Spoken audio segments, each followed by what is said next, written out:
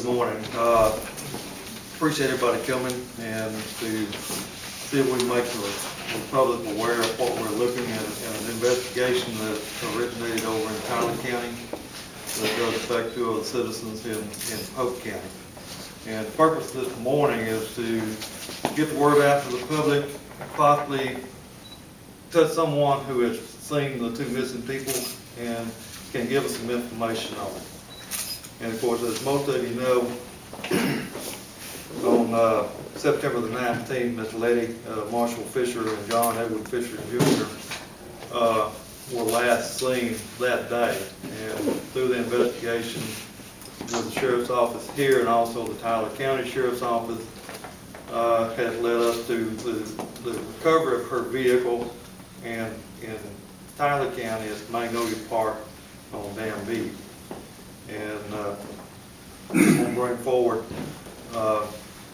Craig Finnegan, who is the lead investigator here in Polk County, and also Detective Turok from Tyler County, to bring us up to date of where we are and what we're looking at as far as information that we're seeking. I know after a 3-day or 4-day search over in Tyler County, exhaustive search where the vehicle was located, it turned up no leads, no clues about where these two individuals could be. So that's one of the reasons we're reaching out to the public to see if we can get some information from them. This time I have to take a penny and come forward. Okay, like Sheriff said, I'm Lieutenant Craig Finnegan. I'm the lead investigator here with the Sheriff's Office here in Polk County. I appreciate it. Thank everybody for coming. This is kind of a situation where at times when the media helps us out quite a bit, that's what we're here for, is to use those resources. And most of all, family members are here today with us, which helps them a tremendous amount as well, as you know. This kind of began, like the Sheriff said, September the 19th, the Fishers came up missing. Through investigation, we have discovered that on that day, that morning, Miss Fisher had to attend a doctor's appointment in Lufkin, Texas, at Lufkin Memorial Hospital, where we have her and John Jr. on video leaving the hospital. Then later on, through investigation, we have a witness that observed them traveling 287 west, kind of back toward Chester, toward her home. Through there, we have reason to believe that the clothes that they were wearing at the hospital on video was found at the home. And then fishing equipment taken from the home, which is a common occurrence. They go fishing all the time. That's exactly what they love to do. They'll fish anywhere they can find, and that's their favorite hobby. So we believe they took off fishing after loading up fishing equipment.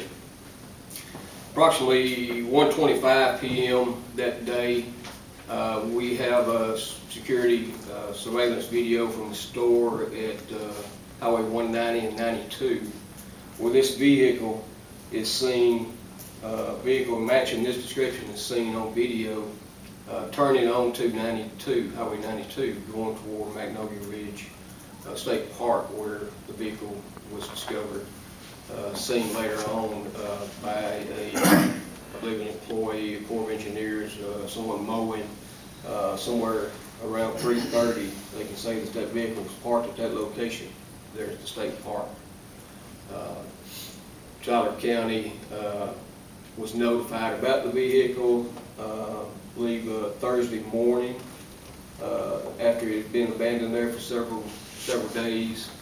Someone became suspicious of it, notified the Sheriff's Office of Tyler County there about it, at which time Tyler County began looking into the matter, began an extensive search of the area there, and was assisted by several agencies. EquiSearch come in, as we have them here today as well. I appreciate them coming down all the way from Jasper, taking their time out, can help us out, give us a lot of answers there. They're here to assist us anytime we need them, they said. But I have a sergeant here with the Tyler County Sheriff's Office. He can kind of fill you in on where they picked up from there a lot better than I can, Sergeant Skurlock. All right. I'm Sergeant A.R. Bud Sturrock, Chief Investigator at the Tyler County Sheriff's Office. Tyler County got a call from Corps Engineers, Ranger Lynn LaRue, at 5:04 in the evening of Thursday afternoon. She reported that the vehicle appeared to be abandoned. She couldn't find anyone in the woods or around the surrounding area of the Fisher vehicle. The employee, park ranger, upon contacting the Tyler County Sheriff's Office, stated that she had seen the vehicle there on Monday as she was getting off work. And then Tuesday and Wednesday, another ranger took over and had seen it and actually wrote the license plate down. But then when she came back on work Thursday, it was still there and made it very suspicious to her because she had seen it the third day in a row. So she called the vehicle in. Upon running the registration of the vehicle, it was found that Mr. Fisher was registered on the vehicle. He was contacted, and then the investigation started as to, we know who the vehicle is, we know who's supposed to be in the vehicle, we know they're supposed to be on a fishing trip. There was no equipment for fishing found. During the searches in the area of the lake, Steinhagen Lake, better known as Danby, Wolf Creek runs beside the park road and into the lake. A lot of people go fishing there because there's different fishing holes in different areas along the creek. Over a 5-day period, several searches were made by different canine units from different agencies. The Sheriff's Department had patrol officers and volunteers searching the woods, even along with family members and Mr. Fisher.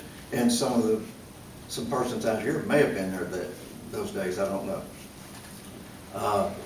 Upon talking with Mr. Fisher, Chief Sturrock interviewed Mr. Fisher first, if I'm correct, and he informed us of their fishing habits and where they generally go. He said, as far as he could remember, they haven't been to Tyler County for a while, and that she had fished there, or they had fished there years prior to this. So saying that, she may have been familiar with the area and may have some fishing holes that she used to go to that she came back to. I don't know what the fishing conditions are for Etoll area where they normally go fishing. I know all the lakes are real low. Those areas may have been affected where they used to go fishing. She might have decided to try that area. Now, the investigation over a period of several days is a continuous, by Tyler County, is search investigation, of which they covered north, south, east, and west, even west of the creek, the other side of the creek. I have a unit coming from TDCJ in the morning. The search is going to continue. We're going to extend our search area, even though we may not think they went that far, or it was even hard to get through. We're going to get through. We're going to check those areas. It may be a 2-day search. We don't know yet. That may or may not turn up something. We don't know at this point. As was stated, they were last or seen at the hospital with an appointment for Lettie, and they left there, and they were then seen by Albert White on 287 and 62. Junior was driving, and then the vehicle was on videotape at the Danby store, seen turning off of Highway 190 east out of Woodville onto 92 extension that goes to Magnolia Ridge Park, and then within 2 hours, the vehicle was spotted by John Hamilton, a ranger there at 3:30. And then again by contract mower Terry Hensling at between 4:30 and 5. So we know the vehicle was turning off the highway at 1:24. We know that the vehicle was there at 3:30 and 4:30 to 5, still there. No one ever saw any activity around the vehicle. One of the reasons that we have released information in Tyler County for our notice to the media and to Beaumont is we need help from family members, we need help from the public, we need help to fill in the gaps. You never know. I've had a case, a murder case, where a thimble made the difference in the case. You never know what's going to give you the lead that you need to go that route, or what verbal information you may receive. All of it's necessary. An incident is a puzzle, a crime is a puzzle. At this time, it's an incident. We have persons that have disappeared, like they fell off the face of the earth. We haven't been able to find them. Nobody has seen them since. This makes it a very suspicious incident. So they're going from abandoned vehicle to missing persons, cannot locate for several days. What has happened to these people? Mr. Fisher don't know. We don't know. We have several theories, several scenarios we're working on that will all fit. Y'all can come up with scenarios that will fit the incident. But we have to eliminate them, and that's what Polk County's doing, and that's what we're doing. We're eliminating these scenarios and theories that we've came up with what evidence and what sightings and time frame calendars that we have to stay focused. They're still missing. Tyler County is still searching. They didn't come missing in Polk County. They came up missing in Tyler County, as far as we can tell, according to all the information and evidence and videos that we have at this time. Now, is there a problem in the community? Are y'all safe in your neighborhood? Yes. I don't think you should be fearing for your safety. Number one is, we don't know yet. We're going to find out, but we don't know yet. But we have no proof that they were abducted at their home. We have no proof they were abducted away from the hospital in Angelina or Polk County. We have no real proof they were abducted in Tyler County. But we do have proof of time calendar of where they've been, what they were doing, and at what times, and what day approximately that the vehicle was abandoned by them to go fishing. All indications are the equipment that they took, the things that are missing are not at a home, not in a garage, are the indications that yes, they went fishing. Now, what occurred to them after they got to Tyler County? We can't verify positively that they were in the vehicle when it turned off and was parked at Tyler County yet. We're working on that because the distance from the camera to the vehicle to get it enhanced, the vehicle's got tinted windows and it would be impossible to view who's inside the vehicle. Now we do know by Albert White at about 12:26 that afternoon, he saw the vehicle traveling towards Chester, towards their home, where they evidently changed clothes, so we have proof of that, of what they were wearing at the hospital and what was left there at the home whenever they changed clothes, and the fact that fishing equipment was gone. And the fishing equipment was not in the vehicle when it was inventoried. Now, I want to especially let y'all know y'all's concerns. Are y'all safe? Do you feel safe at home? Certainly not. You don't feel safe at this time. This happens to your loved ones, your relatives, your community persons that you go to church with. They're missing and you don't know the reason why. And I agree with you. You have a right to. And I can't tell you, please feel safe. I'm saying, I think your concerns are maybe exaggerated to the point of where I don't feel like there's a reason where y'all should feel unsafe that this is going to happen to you, because we have nothing indicating that something happened in y'all's neighborhood. Not at this point. We have things indicating that more than likely it happened in Tyler County. Whether they're lost and still out there, and we're still working on that on a daily basis, we don't know yet. We're trying to put closure to that. We're trying to eliminate it. It's a very large area. We're trying to eliminate those areas. We've got east and south to go of the creek, and maybe within a day or two we'll have the answer. We don't know. I hope it turns out wonderful. I really do. For the community, for Mr. Fisher, the family, and the loved ones, and for us, for Polk County, Tyler County, Angelina County, Lufkin. Everybody's been involved in this and have done a tremendous job, in my opinion. Of course, I'm law enforcement. We work close together. The only thing that I can feel at this point from the different scenarios that you can make of this incident right now is they're probably still out there somewhere. In reality, what's left? The time frame I don't think there's enough time for them to have been abducted in Polk County and the vehicle get there if somebody took it there and parked it in a timely manner at the time it had to be there from when they left the hospital. I think they were in the vehicle. If something happened beyond that point, then more than likely it happened in Tyler County, not Polk County. I want y'all to know that. That's how I feel. Does it make you feel safer at this point? Maybe not, but it gives you something to think about. It gives you something to hold on to and say, hey, if something terribly happened, this turns out to be a horrible crime, I don't think that it happened in your county. I don't think it originated in your county. At this point, we have nothing indicating that. We cannot verify whom was in the vehicle at the time it turned off Highway 92.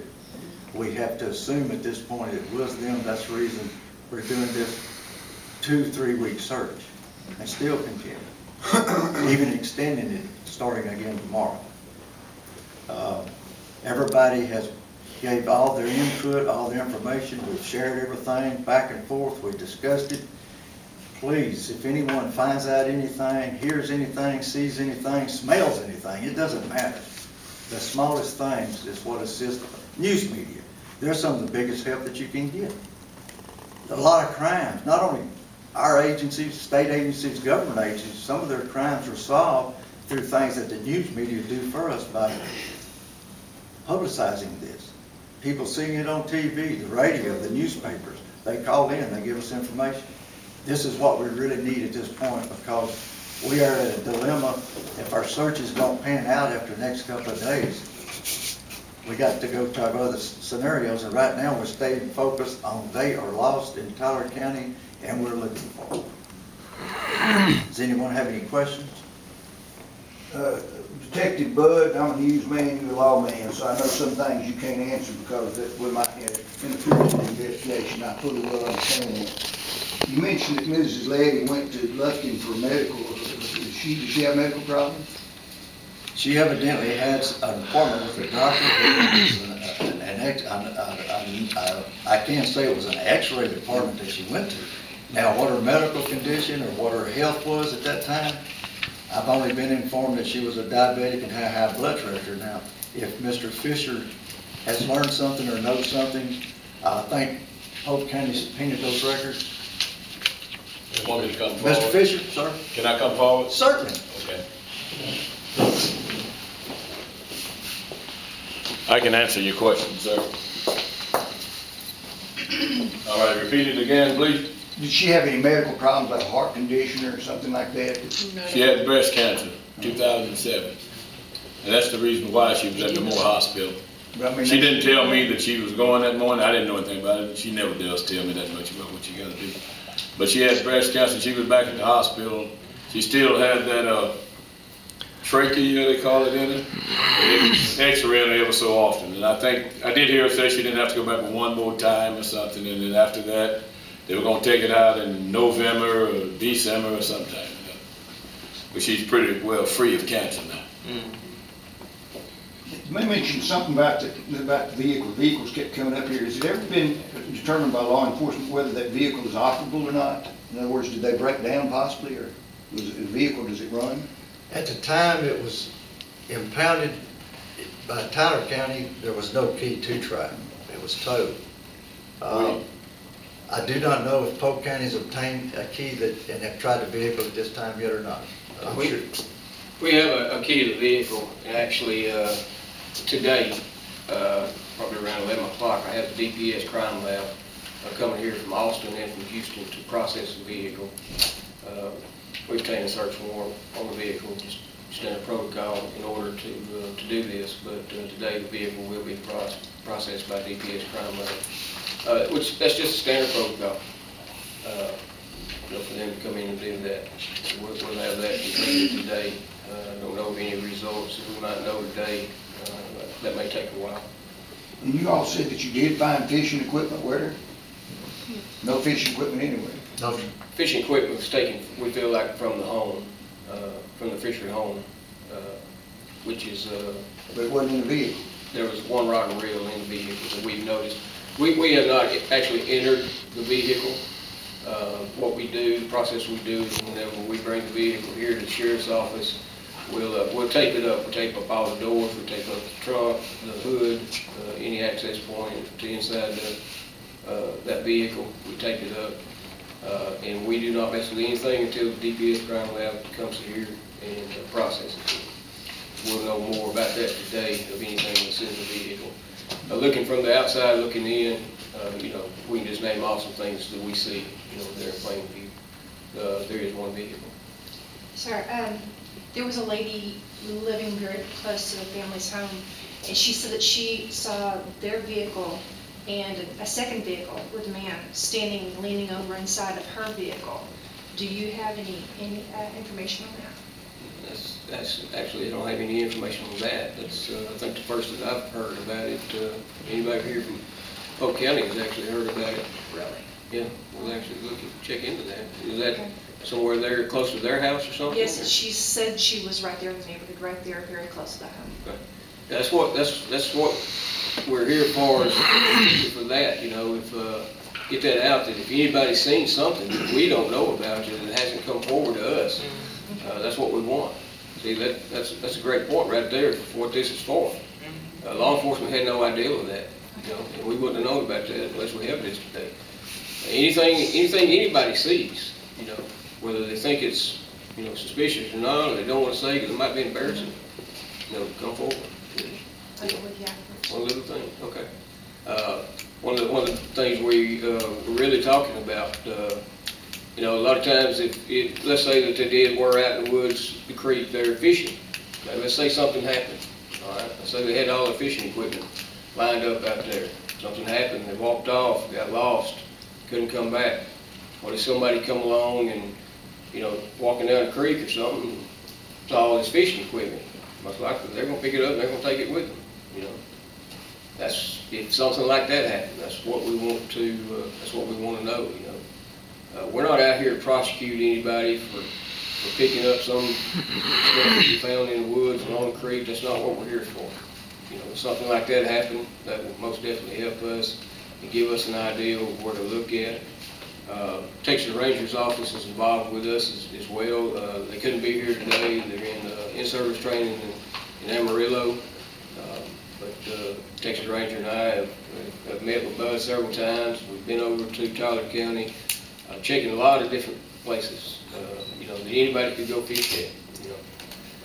So that's what we're asking. If anybody come upon any type of fishing equipment, rod and reels, buckets, anything like that along the creek area, along the river area or something, when nobody was around, you know, you picked it up, please give us a call, let us know.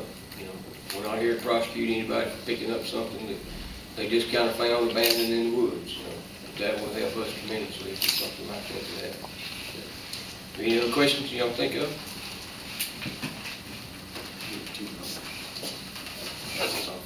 Yes. As you see on the printout there, they give you, if you haven't got one, please get with us. We'll be happy to give you one. There at the bottom, if you don't know anything or anybody needs to call us, you'll find the Polk County Sheriff's Office there at the bottom, as well as Tyler County Sheriff's Office. You can also call your local Crime Stoppers for the information as well. Just asking for any calls, any information somebody may have, anything that we can look into. There's an investigation like this, there's several leads that we look into, several things that we research, which is we're looking into. We hope for this to be a positive outcome. We're still saying our prayers and keeping our fingers crossed. You never know. But, we're here for Lettie and John Jr. and for the family. That's what we want to work for.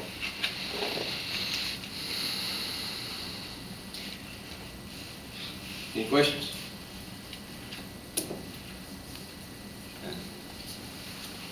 Well, we want to thank everybody for coming today on short notice, especially the media. Like I said, they're the ones in a situation like this that will tremendously help us. These are the resources that we have. We try to keep them updated. talk to KTRE just about every day. Give them some information that we got. We want to make sure they know